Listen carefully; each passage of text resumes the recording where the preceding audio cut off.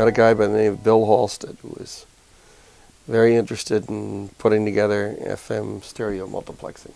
We had a matrix that was different from everybody else's. We felt that the microphone techniques which were being used that period of time were not monophonically compatible when you put the two channels together. And we were able to show some demonstrations of that. We had good signal to noise.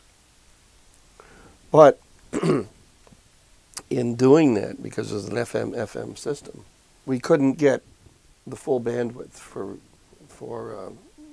separation.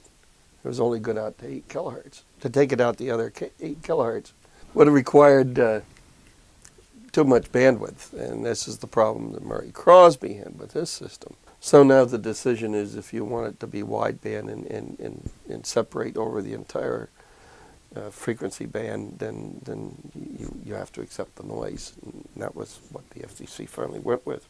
This matrix was used during the FM stereo tests back, and it was installed at the KDKA FM transmitter. This is back in August of 1960.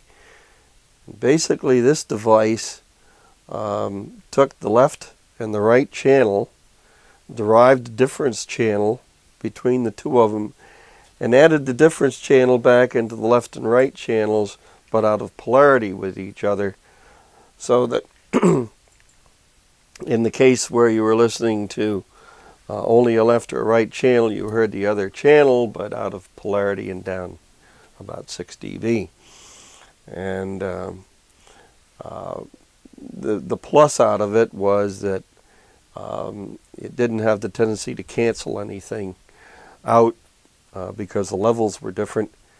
And in those days when we had AM stereo and FM stereo together, why you could put it into the circuit and didn't have too much of a problem. So it was a different design than what everybody else used. Everybody else used a sum difference type of arrangement. I think CalBest used, instead of a difference, they used a -R. But this was the device that we actually used. It still functions. It's just kept here in my museum. It was interesting performing these tests. We did them back out in Uniontown. The receiving site was in Uniontown, Pennsylvania, and the transmitter site was at KDKA-FM in Pittsburgh.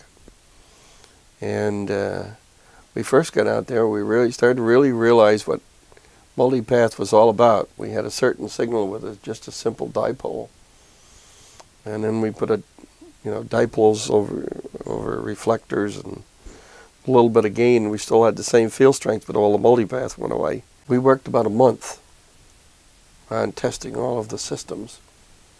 There's reams and reams of paper and a lot of data that went down to it. But there was enough good, solid information that the FCC could make a reasonable decision.